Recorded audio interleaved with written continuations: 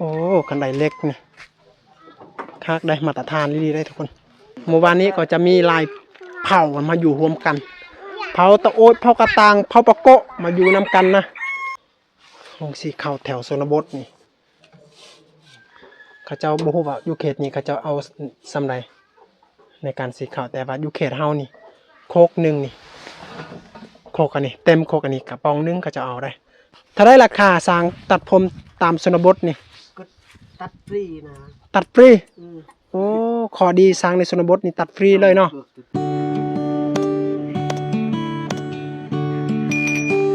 เอาสวัสดีทุกคนยินดีต้อนรับพี่น้องที่เข้ามาติดตามรับชมและให้กำลังใจนะเอาสำหรับอีพีนี้ก่อนอื่นเราก็อยากจะตอบคอมเมนต์ FC ที่เพิ่นคอมเมนต์ว่าเป็นอะไรสองไมค์ของเบาเติมคือมีคลิปของครูซีหอมนะกาสาเหตุที่คลิปแรกจะเป็นคลิปของพ่อซีหอมนี่ก็ซองนี้ก็จะเป็นซองพ่อซีหอมเด้อที่เพิ่นมอบให้แก่เบาเติมนะเป็นผู้ลงคลิปนะทุกคนเพราะว่าซองเก่ากะมันมีปัญหาถ้าผู้ใดอยากผู้บาดเจ็บยังกับเป็นไปติดตามซองเข้าไปเบิ่งในซองเก่านี่แหละทุกคนนี่ก็สำหรับอีพีนี้ก็เบาเติมอยากจะไปเลาะชนบทที่เมืองตะโอยในหมู่บ้านลึกลับของเมืองตะโอยได้จะเป็นหมู่บ้านเผ่าตะโอยหรือว่าเผ่ากระตางก็ว่าได้เขตเฮาเอิ้นว่ามันเป็นภาษากระตางเอิ้นว่าเผ่ากระตางแต่ว่าอยู่ในเขตข้าเจ้านี่ข้าเจ้าจะแบ่งเป็นเผ่าตะโอยเผ่ากระตางนะในคลิปนี้ได้เอาไปเบิ่งนำกันทุกคนภาพบรรยากาศในมื้อนี้ก็จะเป็นภาพบรรยากาศประมาณเบิ่งตะเวนนี่ประมาณ1 โมงได้ทุกคนเราไปแต่เมืองสมุยไปถ่ายทำวิถีชีวิตของคนในเขตนี้ได้แต่ว่าชาวบ้านกะบางคนยังบ่ทันได้กลับแต่ให้นะทุกคนเฮ็ดสวนเพราะว่าอยู่เขตของข้าเจ้านี่ข้าเจ้าเฮ็ดสวนมันได้เป็นหลักเลยทุกคนเสียงหมาฮ้องใบซัวเนี่ยมาโอ้อ้าวโอ้หมอกเผาโอ้เป็นหมากแล้วนะทุกคนขนาดต้นมันหน่อยนี่นะก็จะมีหมากแล้วนะนี่โอ้โห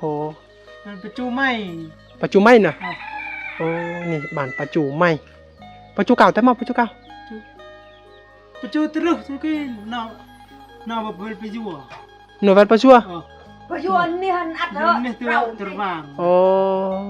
กินมาประจูไม้เฮ็ดละไงเนาะประจูไม้โอ้บ้านนี้ก็จะเป็นบ้านประจัวหรือว่าเอิ้นบ้านประจูไม้ก็ได้เนาะเพราะว่ามันมีประจัวประจูอยู่นำกันแม่นป่ะเอาขึ้นเมืองตะโอยแม่นป่ะเมืองจักรังคาในเมื่อวานนี้ซอ2รังคาโอ้เป็นภาษาอย่างเป็นเผ่าอย่างเผ่าปะโกะโกะเนี่ยเนาะโอ้นี่นี่ประจูบ่ไอ้หยาลังก้นเนี่ยแหละก้นนั่นเนี่ยฮะประจูอัดเราตินี่ทุกคนหมู่บ้านนี้ก็จะเป็นขอบเขตเมืองตะโอยนะแท้จริงอยู่เมืองตะโอยนี่มักจะมีเผ่ากระตางเผ่าตะโอยและอันหมู่บ้านนี้ก็จะเป็นหมู่บ้านเผ่าปะโกะเนาะเพราะว่าจะมีหมู่บ้านประจูกับประจัวอยู่นำกันเขาเอิ้นว่า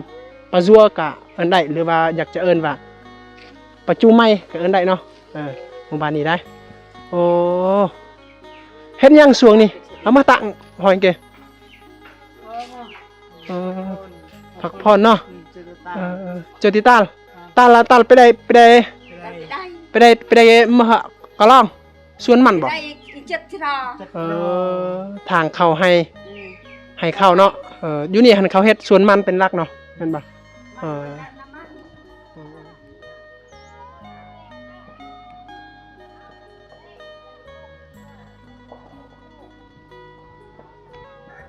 ฮ้อนอีหลีทุกคนเพราะว่าอยู่เขตนี้แดดหลายกว่าฝนตกได้อยู่เขตนี้นะ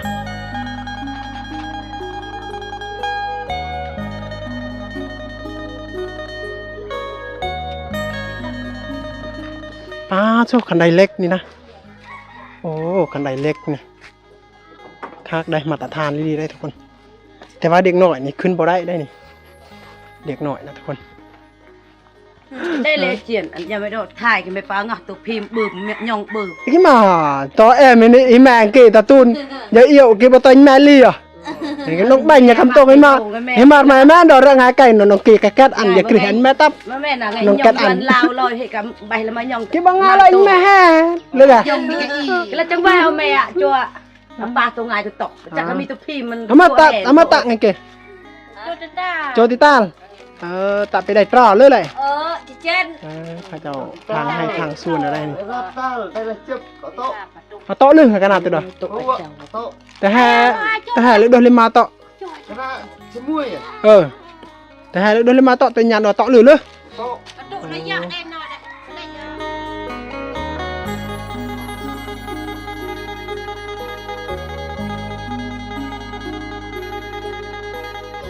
cái mà họ có plong ngay tới kia bằng cái tông ạ, tôi là vợ càng con này hở mà nhà bà càng mua kìa. ini benak kan kita tập pon nó lên cái tang lên có hai tập pon nè tập pon nữa, lưng cái tang hả? lên cái tang lưng bạc co hở nữa. หมู่บ้านนี้ก็จะมีลายเผ่ามาอยู่รวมกันเผ่าตะโอ๊ยเผ่ากระตางเผ่าปะโกะมาอยู่นำกันนะก็เลยบางคนกับว่าภาษากระตางบางคนกับว่าภาษาตะโอ๊ยบางคนกับว่าภาษาปะโกะเนาะแต่ว่าเข้าใจกันเนาะเลยเข้าใจเป็นน่ะยัดเยียดก็ยัดเป็นแต่ว่าผัวเนี่ยเป็นเผ่าปะโกะผัวนี่เผ่าปะโกะหมดแต่ว่าผู้หญิงน่ะเมียนี่บางคนจะเป็นเผ่ากระตางเผ่าตะโอ๊ยเผ่าปะโกะมาอยู่น้ำกันนะแต่ว่าเว้าเข้าใจกันแต่ว่าสำเนียงภาษามันต่างกันนะอยู่เขตนี้อันโซนไลท์เขาเจ้ามักจะใส่รถไทซิงนี่ได้รถไทซิงนี่เขาเจ้าใส่นี่กะอยู่นี้มันประโยชน์หลายเขาเจ้าบรรทุกมันไปขายตามลานมันนะ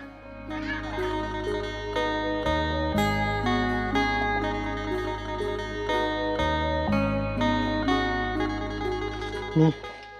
ห้องสีเข่าแถวโซนบดนี่เขาเจ้าบ่ฮู้ว่าอยู่เขตนี้เขาเจ้าเอาสำไรในการสีเข่าแต่ว่าอยู่เขตเฮานี่โคกหนึ่งนี่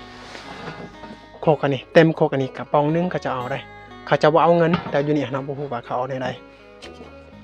แต่ว่าห้องสีเข่าขนาดน้อยเหมือนกันนี่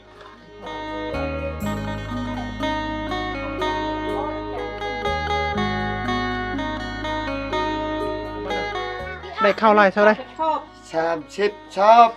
30 ซอบเขาให้เข้าหน้าเขาให้กับข้าวหน้าเลยเขาให้เข้าหน้านำกันเลยเนาะ30 ซอบโอ้มาตะนั่งเปี้ยโอ้สักเครื่องเนาะตะมาลงใหม่นั่งเด้อโน้ตลงใหม่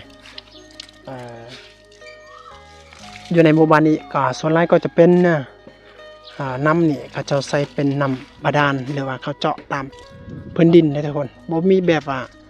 น้ำห้วยที่เขาจะมาใส่ได้จะเป็นน้ำที่เขาจะเจาะจากพื้นดินนะอยู่ในหมู่บ้านนี้นะเวลาเรากินต้องต้มหรือว่าถ้าบ่ต้มเขาก็ต้องใส่กันตอกนะถ้าบ่ก็มันเปื้อนเรื่อยๆฝากบางนั้นก็จะเป็นเหล้าเข้านี่เหล้าเข้าแม่นเขาเจ้าตั้งอยู่นอกบ้านนะ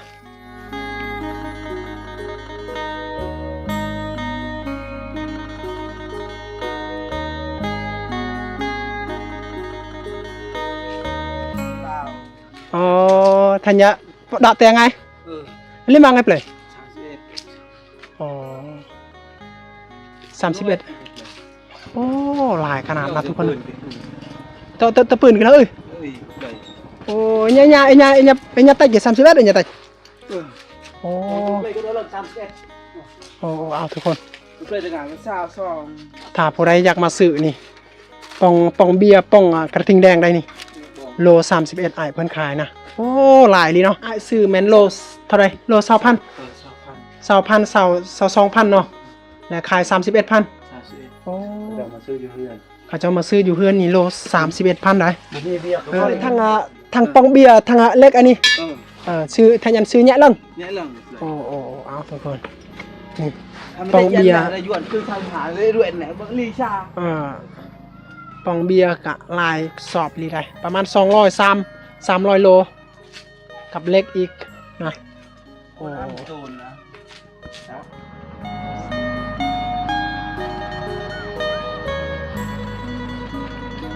ซานบ้านซองเขาเจ้านี่เวลาฝนตกนี่มันอยู่บ่ได้นะทุกคนนะ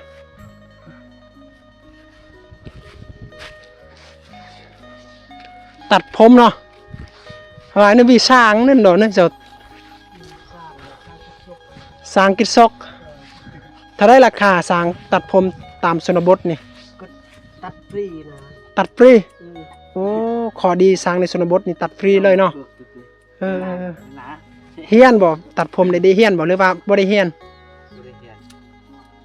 ตัดแบบว่าบ่ได้เฮียนเนาะโอ้สัมพอตัดฟรีเลยได้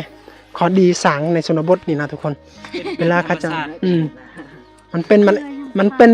ตามธรรมชาติมันเองเนาะบ่ได้เฮียนมาแต่ไส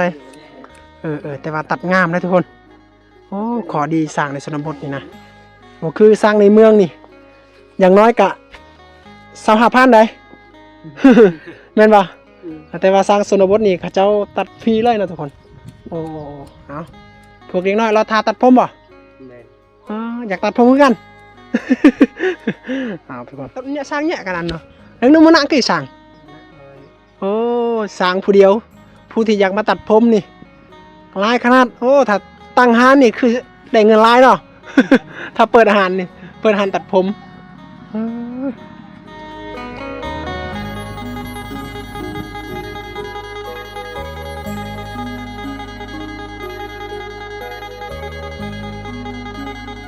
นี่จะเป็นเสาเหือนเสาเนี่ย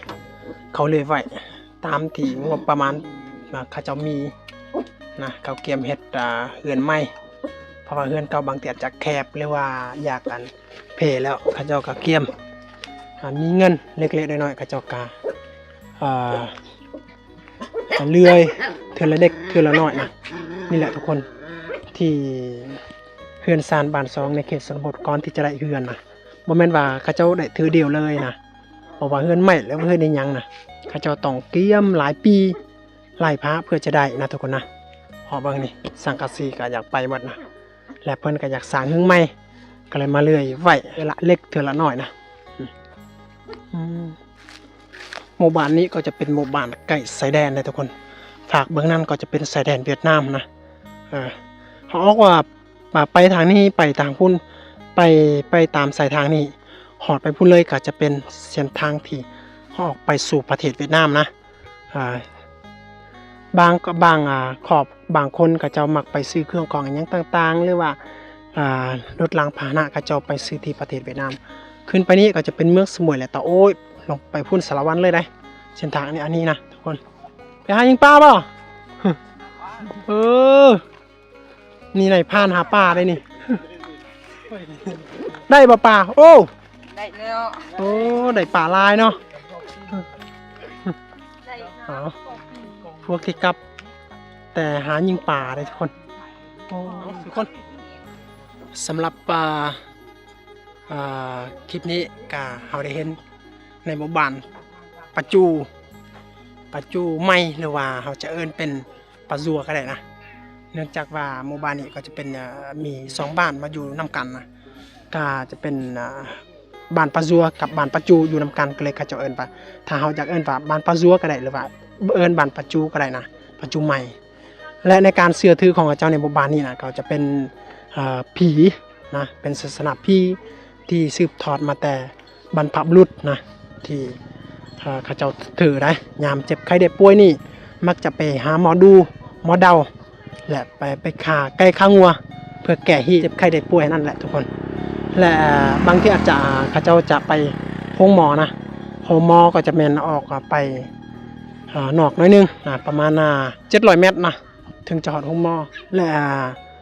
น้ำอาบน้ำใส่เขาเจ้าจะมีนำเขาเจ้าเจาะบางคนก็จะเจาะตามส่วนตัวนะบางคนถ้าบ่มีน้ำนี่เขาเจ้าก็ไปอยู่เสละมั่งนะทุกคนนะเอา สำหรับ EP หมู่บ้านปาจูไม่หรือว่าปาซัวกะสำนีก่อนทุกคนไว้เจอ EP ต่อไปเด้อลาก่อน